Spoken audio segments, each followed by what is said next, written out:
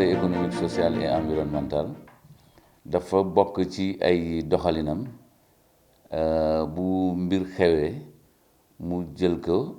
liggéey ko waxtaanee ko ak ñoo xam ne ñoo yor liggéey boobu bokk na aussi ci liggéeyam président de la république sant ko ne ko lii de am na ci réew mi lii de bëgg naa ngeen xelal ma ci ndax d'abord ñun loolu mooy sunu rôle di xelal gouvernement bi di xelal président de la république ci ay mbir yu bëri yoo xam ne soxal na réew mi fii nag ci lu jëm ci suñ session bi ñuy jógee nii ñu ngi ciy sant bu baax a baax suñ présidente docteur Aminata Touré bi ànd ak administration ak membre du bureau conseil économique ba ñu d'accord ci mbir mi def proposer commission santé autosaisine pour wax ci mbas bi ñuy dund depuis mois de mars ba léegi lan la jul ci sunu système de santé ban taxawaay la ñu war a ut yan pexe la ñu war a ut pour que li mel nii bu amee sunu système de santé ràññee nañ ko ci biir Sénégal ak ci biir Afrique ak ci biir àddina ci place yi mu am dinañ ci dellu si waaye nag am na loo xam ne war nañ ci jëm ci lu gaaw pour que bu amaatee te du ñàkk mënuñu wax ne du amaat bu amaatee ñu am taxawaay bu gën bii ñuy def nii parce que même bu ñu nekkee premier dañuy bëgg a gën a nekk premier wala ñu nekk ci kaw premier donc ci xalaat yooyu la ñu tënku ñu woo ñoo xam ne ñoo yor mbir mi commencé ko ci ministère de la santé et de l'action sociale bi sunu xarit ministre Abdoulaye Diouf Sarr jiite comme session la session boo ko tuddee rek dafay nekk lu gudd luy jël weer wala lu ko ëpp ñun nag dañu tàmbali d'abord balaa ñu ciy wax ñu woo ministre bi comme mbas bi aussi dafa nekk loo xam ne mënuñu dajaloo ci biir suñu auditorium dajale bi dem ak dikk bi neexul parce que conseil aussi di fàttali ne ñu ngi ci Sénégal partout département yi yëpp am nañu représentant foofu représenté wuñu seen département mais seen département dafay dund ci biir Sénégal te am na fa ay activités yoo xam ne réew mi soxla na ko noonu lañ koy dafa ute ak député buy représenter un département donc ci loolu ñu boole ñooñu ak ministre bi ñu def lu ñuy tuddee vidéoconférence parce que jamono yi tey moom mooy lu gën a dox mais ñu gis ni vraiment visioconférence la boo xam ne lépp luñ ci soxla woon ministre bi joxe na ko wax ñu tolluwaay faj bi lan lañ ci jublu lan moo desandi lan la ñu war a kii pour que ñun ñu xam bu ñu jógee fan lañ jëm yàlla jàppale ñu nag fi biir conseil économique social et environnemental ñu am direction administrative secrétariat général boo xam ne ay xale yu xarañ ñu ngi foofu ñu am ne dañu am seen formation ci wàll bi parce que ñooñu duñu ay acteurs n'importe quoi dañu am seen lijaasa seen formation ci ni ñuy manager groupe yi ci ni ñuy defee politique de planification ni ñuy defee études yi donc ki seen gëstu boobu ñu ciblé ñu ay personnalités yoo xam ne ci biir santé bi ñu xarañ lañ mun naa ci lim lu mel ni professeur Moussa Seydi ak staffam lim ci le professeur Souleymane Boub laboratoire le professeur Mamadou Diop au niveau de la cancérologie le docteur Anak Seck au niveau de la pharmacie nationale d'approvisionnement le docteur le professeur Dieye au niveau des laboratoires vraiment tout ce staff là bari nañ dem nañu ba lu mat une trentaine vraiment ñu xarañ ñoo xam ne seen responsabilité ci biir mbas mi ak sunu xarit le professeur Bousso au niveau du service du centre d'opération des urgences sanitaires ak ñoom BEI.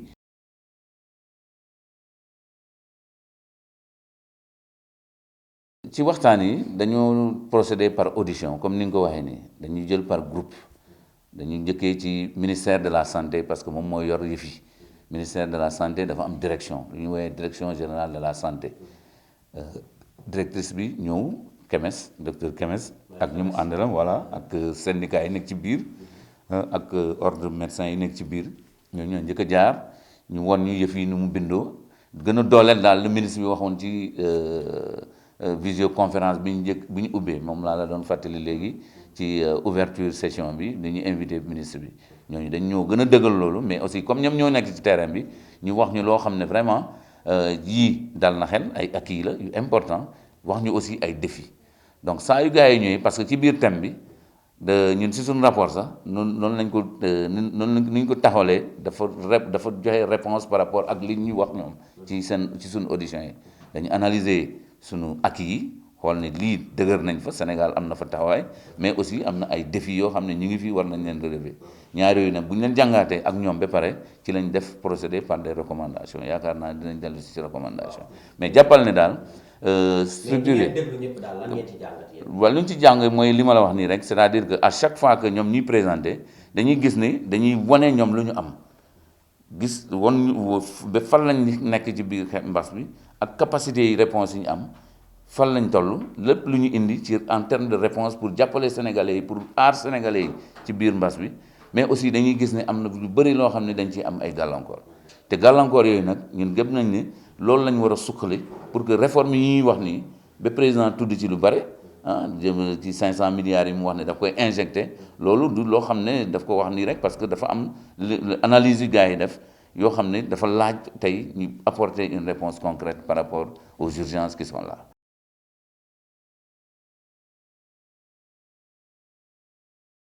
liñ ci mën a tànk d'abord mooy ak yi ñu am ñu consolider leen dooleel leen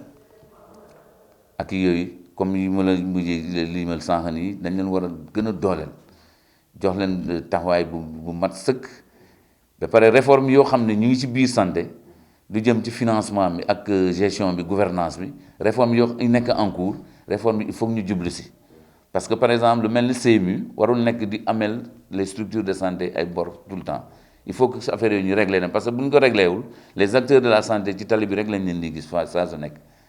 donc ñu jàpp ne recommandation yi loolu dafa nekk loo xam ne dañ ko war a gëstu bu baax donc ci aussi prévention bi surtout di gërëm bu baax le centre des opérations d'urgence sanitaire parce que ñooñu aussi seen taxawaay rafet na rafetaay boo xam ne suñ continuer di leen gën a dooleel aujourd'hui on les a utilisés jël nañ leen sax en dehors de notre territoire dem nañ di sous région bi di apporter seen expertise loolu vraiment di ci gërëm le gouvernement du Sénégal bu permettre loolu mais aussi ceux qui sont là en train de travailler autour de ça mais doyul il faut continuer à les appuyer mais ñu bàyyi xel bu baax ci prévention ñun daal en termes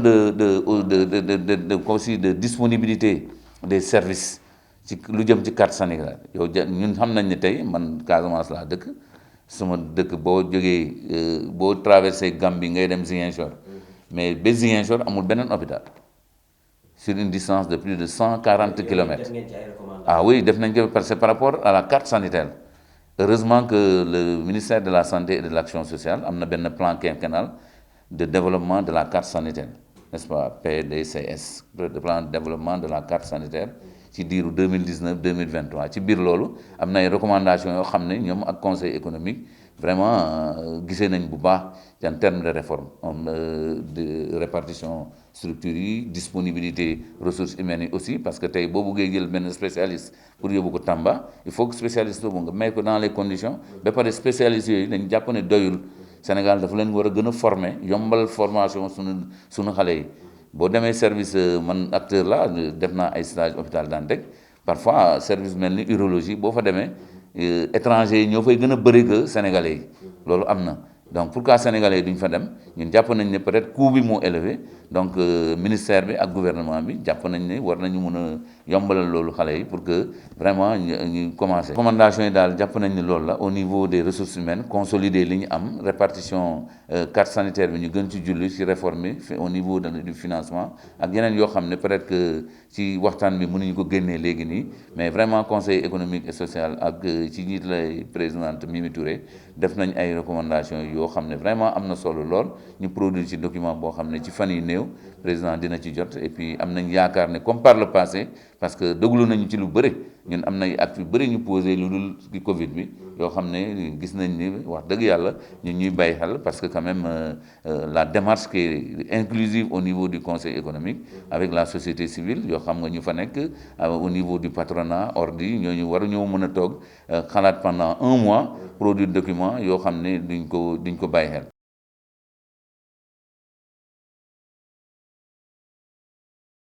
Motion de félicitation là. On a félicité le président de la République par rapport à sa posture sa stature par rapport à ci mbas bi parce que bul fàttee ne mbas bi balaa muy ñëw Sénégal dañu waxoon fii affaire étudiants sénégalais yu nekkoon Chine yu nekkoon ci difficulté nit ñi sénégalais yi comme ni mu leen xamee rek ñu wax ci lu bare daf leen war a indi faalewul gaay et cetera mais président boo nekkee président da ngay bàyyi xel ci ñoo xam ne ay techniciens lañ parce que ñooñu bu ñu ñëwoon peut-être que lii ñuy am lii ñii nii ci cas importé du toll nii parce que boobu période ñun suñu bopp sax maîtriser ñu woon lan moo xew ñu doxal noonu ba Chine affaire bi explosé mais loolu teewul au mois de janvier déjà il y avait des concertations au plus haut niveau du ministère de la santé ak la présidence de la République pour xool lii di jur ci bitim réew bu ñëwee fii ñun ban taxawaay lañ war a am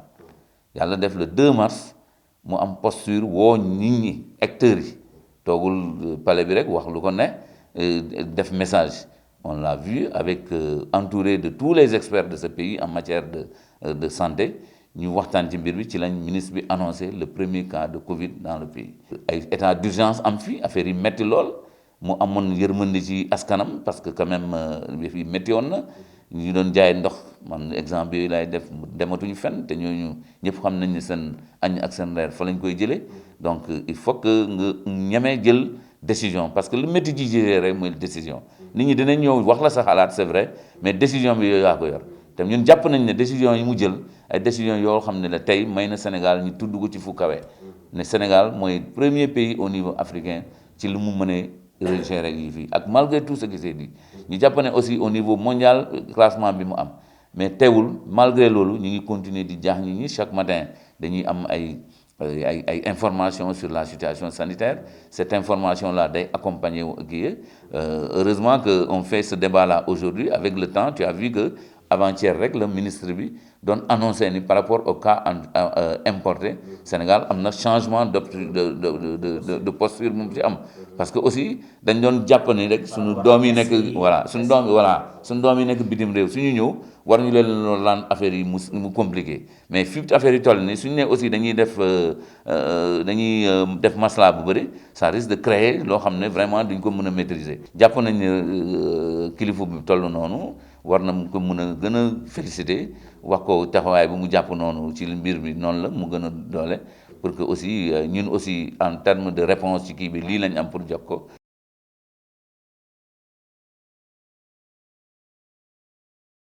réew doxalinam dafa laaj ay réflexion dafa laaj ay changement par moment dafa laaj li may def nii est-ce que lii gënul et cetera n'est-ce pas il faut toujours améliorer donc changement de paradigme boobu la président Mimi Touré inscrire à chaque fois que ñu am session dañuy déglu du ñu inverser affaire yi du ñu créer lu bees non mais quand même ni ñuy recevoir les acteurs ak implication inclusive bu fa am na ci lu bëri loo xam ne indi na ko ci voilà surtout par rapport à la Covid là et sessions yi ñu aussi parce que on fait normalement 4 sessions ordinaires et 2 sessions extraordinaires mais avec la situation de Covid là am na loo xam ne mënuñu ko def ci biir 2020 bi mais yàlla baax na fii rek mandat bi di jeex yu bëri mun nañ ko ci waxtaan quoi ak démarche bi ñu am nii la démarche surtout inclusive la démarche de participation de tout le monde vraiment lu ñuy saluer la ba pare acteurs yi ñëw dafay nekk ay cibles yoo xam ne administration bi def na ko ci nit ñi xarañ yoo xam ne dinañuy apporter ay réponses concrètes.